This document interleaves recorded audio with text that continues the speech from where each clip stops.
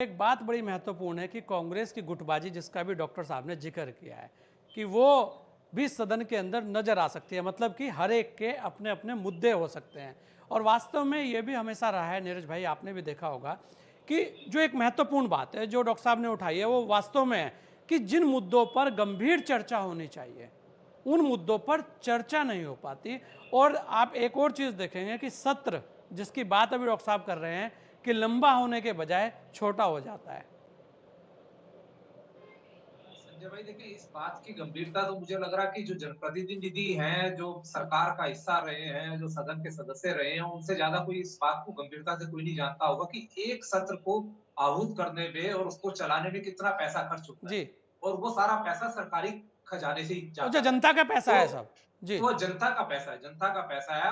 वो ऐसे प्रदेश है जो प्रदेश 65 से 70 हजार करोड़ रुपए, हजार करोड़ के कर्ज में दबा हुआ है। तो उस पैसे की अहमियत है, जनता का पैसा है, तो उसका जितना से ज्यादा सदुपयोग हो। और ये आप सदन आपको मिलता ही, ये प्लेटफॉर्म इसीलिए मिलता है कि आप जो बात वहां पर दमदार तरीके से उठाएंगे, तो कहीं ना कहीं सरकार उसका बहुत गंभीरता से ज्ञान लेगी। और आपके जो क्षेत्र की समस्या है और तमाम तरह की आपके जो मुद्दे हैं, उन उन मुद्दों को जो है बहुत गहराई से सुना जाएगा। और उसमें कहीं ना कहीं एक बाध्यता भी रहती है, सदन के अंदर जब कोई बात उठती है तो सरकार की एक बाध्यता भी रहती है, कमिट भी सरकार को करना पड़ता है कि उस पर वो सरकार एक्शन लेगी। तो जो मुद्दे हैं, चाहे बजट की बात हो, बजट बहुत अहम है। आगे पीछे हम कहते रहते हैं कि यार उसमें सरकार ने इस बार बजट कम कर दिया, इसमें ज्यादा हम्म। कर दिया, बातें सरकार बड़ी बड़ी करती है। तो इस ये जो बजट है, ये बहुत एक अहम विषय है। कानून व्यवस्था वाकई में बहुत बड़ा अहम विषय है, क्योंकि किसी भी राज्य की जो शेप है, जो सूरत है, वो कानून व्यवस्था से दिखती है। सड़कों की स्थिति बड़ी खराब है प्रदेश के अंदर। आप देखें हर जगह, जहां आप देहरादून राजधानी को ले ले, बहुत स्थिति बहुत ज्यादा खराब है। सड़क दुर्घटनाएं प्रदेश के अंदर इतनी हो रही और है कि अभी जाम एक की समस्या बहुत बुरी है, और ट्रैफिक खासकर की स्थिति, राजधानी में। हाँ, राजधानी में ट्रैफिक की स्थिति इतनी खराब है, सड़कों की स्थिति इतनी खराब है, लोग जूझ रहे हैं मतलब इन समस्याओं से। और इसमें पक्ष विपक्ष की कोई बात ही नहीं है, तो सफर सब लोग कर रहे हैं। तो ये सब मुद्दे हैं, जनता से जुड़े हुए मुद्दे हैं। आप इन मुद्दों को आपको जो है उठाना चाहिए, सरकार पे दबाव भी बनाना चाहिए, ताकि सरकार विवश हो जाए दबाव में आके। और ये सीधे सीधे जनता से जुड़े मुद्दे हैं, तो इस अच्छा तरह की चीजें नीरज आनी भाई, चाहिए। एक चीज आपने देखी होगी कि जब भी विकास की बात होती है तो ले देकर एक ही बात होती है कि भाई केंद्र ने बहुत कुछ कर दिया, प्रधानमंत्री जी ने ये दे दिया। चलिए, उनकी तो एक कहते हैं ना कि उनको अपना एक लगाव उत्तराखंड से रहा है प्रधानमंत्री जी का, और लगातार चीजें दिख रही हैं, वो सारी चीजें हैं। लेकिन अगर बात करें सरकारों की स्थितियों की, तो जब, जैसे कि अभी एक आपने बहुत अच्छी बात कही कि सड़कों की हालत बहुत बुरी है, तो इसका जवाबदेही इसे किसकी है? इसका कौन जवाब दे कि ये सड़कें भी क्या केंद्र से ही आके बनेंगी? ये गड्ढे भी क्या केंद्र ही भराएगा? संजय भाई, हम बहुत बड़े बड़े दावे करते हैं, बहुत बड़ी बड़ी बातें करते हैं। 13 जनपदों का ये प्रदेश है। हाँ। और टेम्परेरी कैपिटल देहरादून है। अगर आप देहरादून की स्थिति देख लेंगे पिछले 8 महीनों से 10 महीनों से, मेरा ख्याल कितनी बार तो जी। कितनी बार मुख्यमंत्री ने कर ली, कितनी बार शहरी विकास मंत्री ने कर ली, लेकिन आप सड़कों की दशा और दिशा देखेंगे तो आपको सुधरती हुई नजर नहीं आएगी। और आपने बड़ी अहम बात कही कि हम बार बार केंद्र का रोना रोते हैं। भैया, अब जो केंद्र केंद्र तो जो अपनी तरफ से उसने जो मदद कर दी है, जो सहयोग करना है, आप करेगा आपको। लेकिन सही बात तो यह है कि हमारी जो क्षमता है, हमारी जो ताकत है, हम उनकी उनकी सहयोग को और उनकी मदद मदद पे भी सही तरीके से अमल नहीं कर पा रहे। मैं आपको बहुत सारे ऐसी, अब क्योंकि समय बहुत कम है, कि जो केंद्र पोषित योजनाएं हैं, जिसका पैसा हमें मिलता है, हम उसका यूटिलाइजेशन सर्टिफिकेट एक एक साल तक हम नहीं दे पा रहे उनको कि भाई हमने ये पैसा खर्च कर दिया है।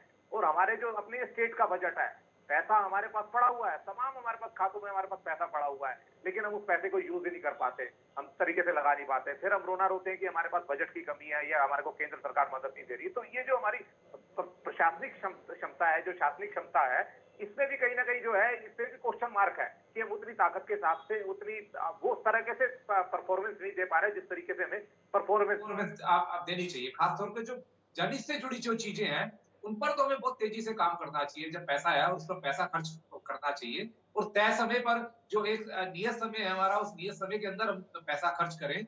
और नियत समय पे हम अपनी प्लानिंग करें, नियत समय पे हम अपनी योजनाओं को पूरा करें। उससे हमें नुकसान भी हो रहा है बहुत ज्यादा। एक साल की कोई समय अवधि किसी चीज की योजना की तय होती है, अगर उसको 2 साल में 1.5 साल में पूरा करते हैं तो ओवर एस्टिमेट हो जाता है। तब तक चीजों की कीमतें बढ़ जाती हैं, कॉस्ट बढ़ जाती है। तो सरकार को वहां भी नुकसान हो रहा है। तो यहाँ भी कहीं हमें अपनी क्षमता को भी आंकना होगा, अपनी परफॉर्मेंस को भी देखना होगा। ये सारी चीजें हैं, अब इन सब चीजों पे डिस्कशन होना चाहिए मेरे ख्याल से। ये सदन ये एक ऐसी यही तो चीज है। सबसे बड़े मुद्दे हैं जिन पर बात होनी चाहिए। अच्छा हाँ, नीरज भाई, ताकि एक एक जनता को जिन असलियत पता जी चले। एक जिन बाहर आया है विधानसभा भर्ती घोटाला दोबारा से, क्या इस बार सदन में उसकी भी बड़ी गूंज हो सकती है? और वो एक बड़ा मुद्दा हो सकता है क्योंकि वो लगातार बहुत ज्यादा उत्तराखंड के अंदर चर्चा में रहा है और विपक्ष की उस पर बड़ी मांग भी है।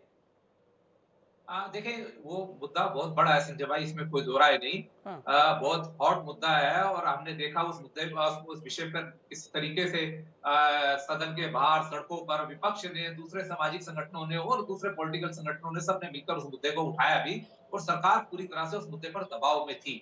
और ये हुआ कि विधानसभा प्रशासन ने उस पर जिस तरीके से काम करना था, काम किया भी। और काम करने के बाद एक बात लोगों के मन में शंका आ रही थी कि भई ये जिस तरीके से ये शुरुआती दौर में ये तदर्थ नियुक्ति वाले लोगों को विधानसभा प्रशासन ने कमेटी की संस्तुति पर बर्खास्त किया है, तो उन्हें कहीं न कहीं हाई कोर्ट से राहत मिल जाएगी, और वो गए हाई कोर्ट से उनको राहत भी मिली। लेकिन अभी जो डबल बेंच में विधानसभा ने अपना पक्ष रखा और वहां से उनको विधानसभा प्रशासन के पक्ष में निर्णय आ गया। मुझे लगता है ये एक वेटेज और एक क्रेडिट जो है सरकार के खाते में चला गया कि तो इस ये जो निर्णय आया है, अभी जो डबल बेंच का निर्णय आया है, उससे विपक्ष के हाथ से ये मुद्दा, जैसे कहते हैं कि थोड़ा-सा खिसक गया मुद्दा। मतलब वो धार नहीं रही, क्योंकि यहाँ पर अभी जो स्टेटस था वो वही स्टेटस हो गया जो विधानसभा ने जिन लोगों को बर्खास्त किया, तो वो बर्खास्ती वाला स्टेटस में आ गया दोबारा से। मुद्दा नहीं है, तो फिर लेकिन ये है नीरज कि भाई, विपक्ष तो फिर ये कहेगा ना कि भाई देखिए, जिन्होंने ये सब किया था उनके खिलाफ कार्रवाई की जाए। हाँ, नहीं, ये बड़ी बात बनती है, ये बड़ी जी। बात बनती है। मैं देख रहा हूँ अभी बहुत सारी चीज़ें जो विधानसभा ने प्रशासन ने उच्चतम न्यायालय में जो अपना पक्ष रखा है, हाँ। और उसमें जो शपथ पत्र या बहुत सारी चीज़ें दी हैं, वो सब चीज़ें वायरल हो रही हैं कि आखिर सरकार ने इसको स्वीकृति दी थी, सरकार ने मंजूरी दी थी, और फिर मंजूरी देने के बाद विधानसभा जो है उसको चुनौती देके उसको निरस्त करवा रहा है। और जिन लोगों ने सारे के सारे काम को अंजाम दिया है, सारा का सारा, लेकिन उनके खिलाफ कोई कार्रवाई नहीं हुई। ये बात तो उठती रही है और ये बात अभी भी उठेगी कि उनके खिलाफ कार्रवाई होनी चाहिए। जैसे और भर्ती घोटालों में आप तमाम लोगों के खिलाफ जो दोषी हैं उनके खिलाफ कार्रवाई कर रहे हो, तो इनके खिलाफ कार्रवाई क्यों नहीं?